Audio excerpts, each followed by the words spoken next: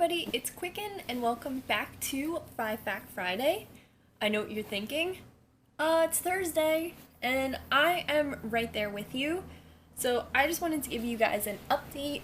So tomorrow, John and I are leaving first thing in the morning for Homestead, Pennsylvania, which is where J.New Tour will be playing on Saturday, which is awesome for me.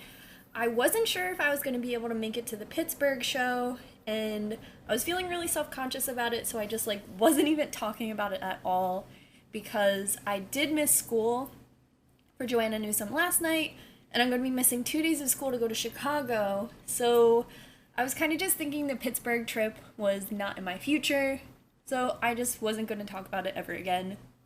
It's how I deal with my problems. So John recently brought up, hey, I haven't heard you mention anything about that.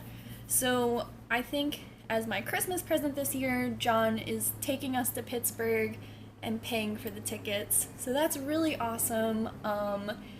We have some great friends out in Pittsburgh, so I'm just really excited and feeling really grateful. So if you're going to be at J.New Tour on Saturday, definitely come up to us and say hi. I'm going to be with a group of my favorite people on earth, and it's just going to be a really great time.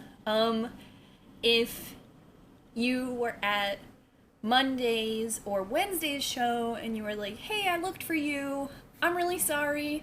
On the New York tour date, I actually had to leave early. The last bus out of New York was at 11:30, so I did leave the show at 9:45. She played 4 songs before I had to leave. I was practically in tears, but I didn't really have another choice.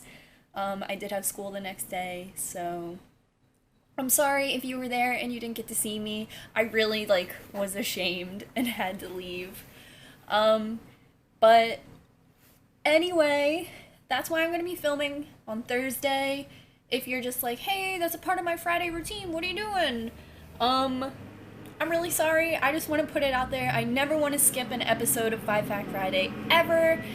Even if it doesn't post until midnight, I still try to do it to the best of my ability. So here are the questions I have. So I want to get this out there at least before I go to school, so no one will feel like they wasted their time trying to submit questions, because I do have a bunch of questions from last week that I never really got to, but they are still my favorite questions. So, and really quickly, I did get a question about this, so this will be my first question. So I got a question on Tumblr yesterday that was hey, I noticed that you commented on Graveyard Girls video. What's that all about? Are you advertising yourself? And I just wanted to address that really quickly. First off, I want to say hello to anybody who came from Graveyard Girls YouTube onto mine. Introduce yourself, get comfortable. How are you? I'm Qqcknd. So, yesterday, Bunny, Graveyard Girl, posted a video of a Tokidoki unboxing, and I commented that I had similar videos because I love Plush of the Month. I love unboxing things. I have a kid robot collection that would make anybody blush. So I've noticed that she's been doing a ton of unboxing videos, and I wish they would have came out when I was still living in my hometown, when I was frequenting the comic book shop all the time and getting all of these blind boxes, because that's where my heart is. So I invited anybody who was interested in that kind of thing to come to my channel. I think the Graveyard Girls, I think the Swamp Family, I think it's a really great community, and I love that everybody supports each other, and through the comments you can see people talking. I remember in September there were all these comments oh, school starts tomorrow, just stuff like that. I think it's really cool that everybody comes together and that her channel is a great little community. So I really like that, and I hope one day my channel can be like that too. I definitely see people in the comments helping each other out, especially with tattoo advice, and I think that that's great. So I think that Bunny does a really great job of creating an atmosphere where people get together and communicate. So I just wanted to drop a line. I tried to I'm trying to get into better habits and comment on people's pictures and videos and things like that. So I thought, why not? So if you're from Graveyard Girls channel, how are you? Thanks for coming in. So leading on to my next question, which I really like. I've actually gotten this question like a few times. So I answered it briefly the other day just to let everybody know that I was going to answer it. And it was, what do you think of your male viewers, especially viewers who come onto your channel and you have like makeup and beauty and things like that? So I love my male viewers and I think that it's great. YouTube has like a little analytics section, so you can always see like who is watching your videos, from what country, from what state, what time, and it has a little percentage of my male viewers, and unfortunately it is really low. So I was really excited that more than one person asked me this question.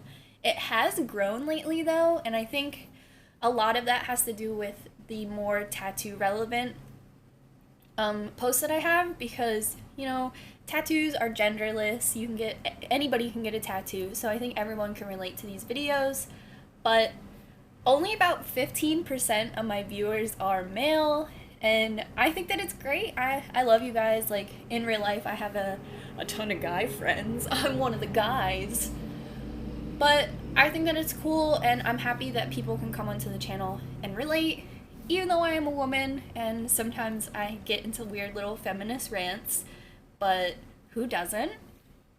And I think it's great. I'd love to hear more feedback from my male viewers. I'd love to see more comments from them. I have a couple guys who comment pretty regularly on my channel, and I love it. I notice you guys, and I'm always appreciative of your feedback. And I also have a couple guys who regularly Snapchat me, and it's always fun. I feel like they always have the funniest kind of snaps, so I love it. I don't have a problem with it at all. I think that it's great, and I wish more dudes and male-bodied people can come and enjoy my content whenever they'd like. You know, I'm always up for suggestions, and I always welcome people to comment down below on things they would like to see on my channel.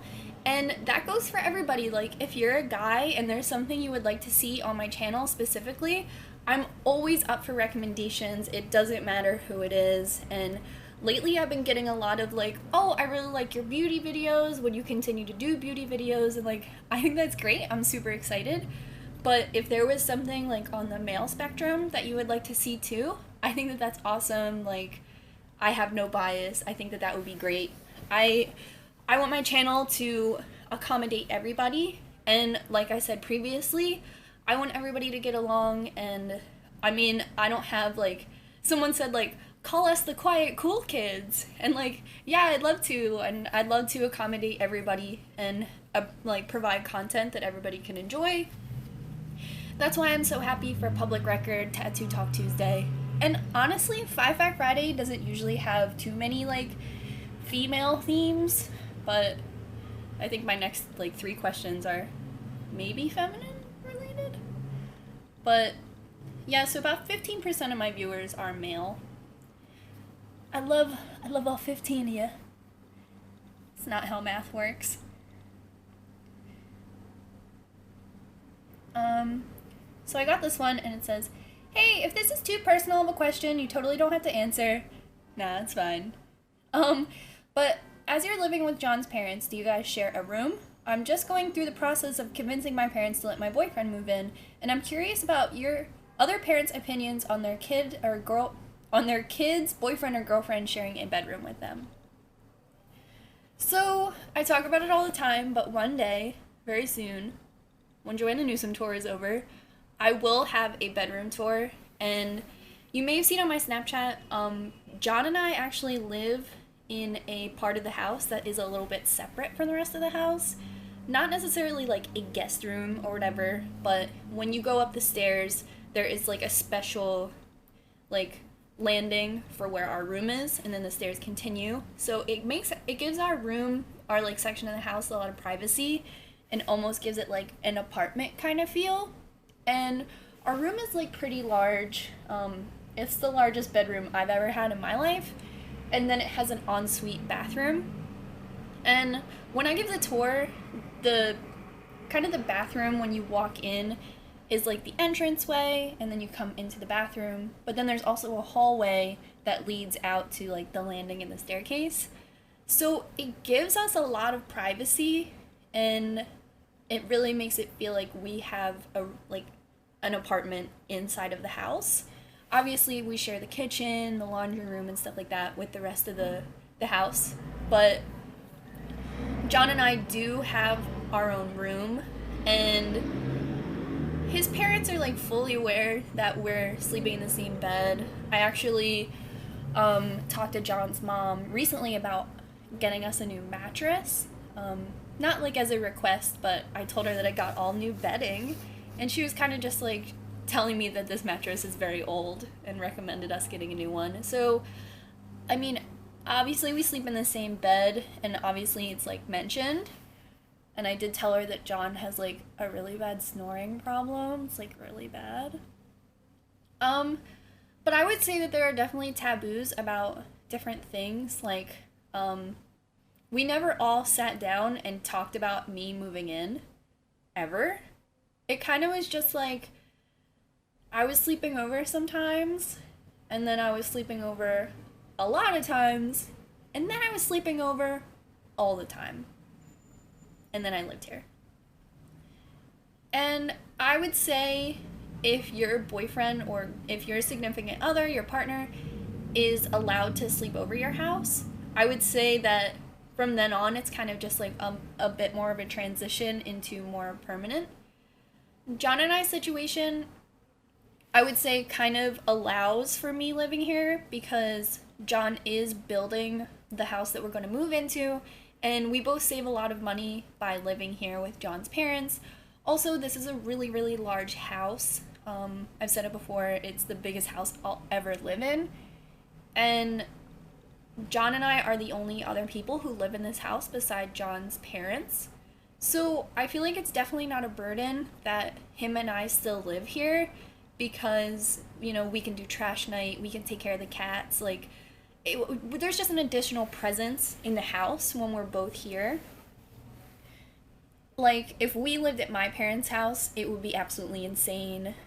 They have a 2-bedroom apartment, so, like, we would be up in their business all the time. My best friend and her boyfriend, I have a couple videos with them in it. John, like, works on the Bronco with Dan all the time, so you might recognize them as characters on the channel. Dan and Justine actually live with Dan's parents right now. They're saving up for an apartment. It's kind of like a pretty common theme in 2015. So they both lived in different apartments. Now they moved into Dan's parents' house to save up for an apartment, but they have separate rooms in the house. I mean, obviously their parents know that they sleep in the same bed sometimes, but because they're on opposite schedules and because all the kids have moved out of the house, there are extra rooms in the house. So there is a place for Justine to have a bed, and she can have like her vanity and her clothing and like a place just for her in the house. And then she also like can sleep in Dan's room sometimes if she wants to. If there is an option for you to have a spare room, I think it's really cool, and sometimes I think it's dreamy because if I had my own room, that would be super cool to have all my stuff in. And I've said this before in other videos, when you move into a space together, you have to really keep your independence in a space and kind of share the area and like add little things that really represent you in order to keep your individuality intact. And like this.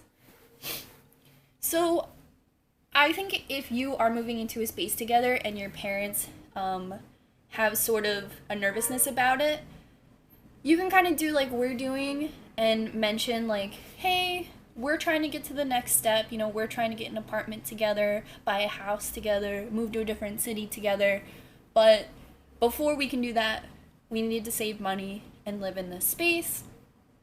Also, it's a great kind of trial and error kind of thing, because if you wanted to test out if you were going to like work together well and live together, it's a lot easier to do it at your parents' house because then, you don't have a lease together and you don't have a loan together and you didn't have to move out and maybe you're not in a crazy city yet. You're just at home and it's nice and it's safe and your parents are there just in case something weird happens.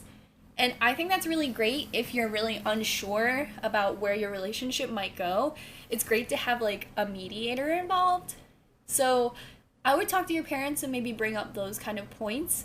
And if you have extra space in your house, if you're older and your siblings have moved out, you could mention something kind of like my friend's, like she has a separate living space in the house, but also they are in the same room together, probably most of the time, but it's great to have that other option. So these are just my experiences. Obviously, like, they know what goes on in here, but it's really helping out our future to be able to stay here and save and kind of practice living together before we really make a commitment and move into the house together. So I think that was a good question. So next we have, how does John cope or feel about any negative or unwanted sexualization and comments related to you being tattooed? So I think this is a great question. And I'd love to share. So I talk a lot, even when on Tattoo Talk Tuesday, Fun Fact Friday, I mention a lot how it's usually difficult for me to come out in the spring and have a little outfit on and walk around without being catcalled or little comments or like people following you. And I experience this a lot, but this is going to turn into a little feminist thing. I think in my experience, these people who sexualize you and catcall you and belittle you, they do it because they don't have respect for you, but they have respect for the man who is with you. So whenever I'm outside with John, I get little to no comments, little to no little gestures or little whispers or catcalls or like one of these like. And I mean, John has said it before, like, I'll call John crying if something bad happens, and he'll always say, like, if I would have been there, and I'm always just like, it wouldn't happen if you were there, because these people, these predators, they search for women who are alone and vulnerable, and, like, that's what they like. So whenever John is with me, something like that never happens. I know that it makes him upset that he can't do more, and sometimes it makes me upset that he is telling me to do more, or he is like, oh, you should have done this, or if I would have been there. And I have this one, like, memory, for example, that's, like, really sticking out. So earlier this year, I was having, like, a terrible day at work, and I don't know why, but I was like, man, I'm having such a bad day, I'm gonna buy a lottery ticket. If I'm having such a bad day, I bet my luck is really good. I don't know this thinking. Let me know if you've ever thought like this. So I went outside and I bought a lottery ticket, and everyone always like scratches it off at the booth. And I've bought like 2 lottery tickets total my entire life, so I really didn't know what to do. So I'm scratching it off at the booth, and this guy comes up behind me, and he's like, hun, I already know that's not a winner. And I said something like, well, I can't get any worse, a little gesture, a little saying. I was like, can't get any worse. So I'm scratching it off, and it isn't a winner, but I don't know how to tell, so I'm like texting my mom, asking her how to tell if the lottery ticket's a win or not. So I'm like texting and like scratching it off and like continuing to have a terrible day. And the man is like looking over my shoulder, and he's getting closer, and then he takes me and pushes me into him. So all at once I like push out like with the elbows, and he's like, I'm sorry, I'm in love with you. And I was like, get the fuck away from me. And I walked away. But, started crying, called John, and he was like, oh, you shouldn't have engaged him. You shouldn't have told him, like, when he talked to you, you should have just ignored him. And I was like, cool. Well, it happened, and instead of telling me what I should have done, you can just listen to me cry on the phone, because that's all I can really do. And, you know, he was like, if I would have been there, blah, blah, blah. So, I think John means really well, but it's often, like, really frustrating to have that conversation with him, because it's always the same, like, if I would have been there, but it's always, it's because you weren't there, and then we both feel really bad. I can see it, though, like, he would do anything for a woman in distress, and I know that. He was picking me up from school one night, and I have night school, so I get out of school at 9:30, and John's always there by around 9:15, and we always wait until the last girl has left for us to pull away. And there have been a couple instances where, like, there was a guy looking through the window, and he wanted to talk to one of the girls, and he waited until we got out of class to talk to her, and John, you know, told him to get lost. And there was another time where a girl, we didn't know who she was.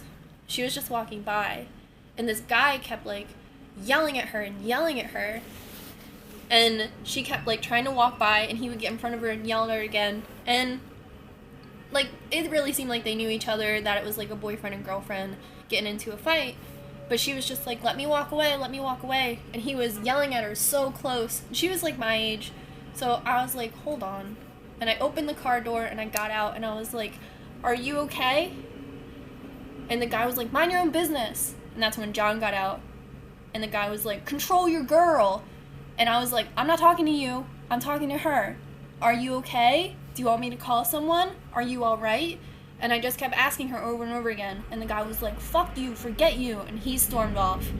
And the girl didn't thank us. And who knows what happened when we pulled away. But I don't know if she turned around. I don't know if that was, like, the kind of final push to really help her out, or to recognize that maybe they were having an unhealthy fight, or it was a little out of control. But I'm always there for a woman in distress, and so is John, and I think that that's the best thing you can ever do. If you see somebody in distress, even just saying, like, are you alright, is the only thing you can really do sometimes. But John's right there, and he's one of those people too. So he's upset, you know, he feels bad that he can't do more, but when he is with me, there's no problem. And my last question, if this motorcycle driving by doesn't ruin it for me, I'll just talk really loud. So with all my traveling and stuff, I get a ton of messages about, like, are you going to do a meetup? Are you going to do a meetup? What happens if someone comes up to you and talks to you? And I don't think I'm, like, famous at all. But I also don't think... Oh. Excuse me. It's my bike riding.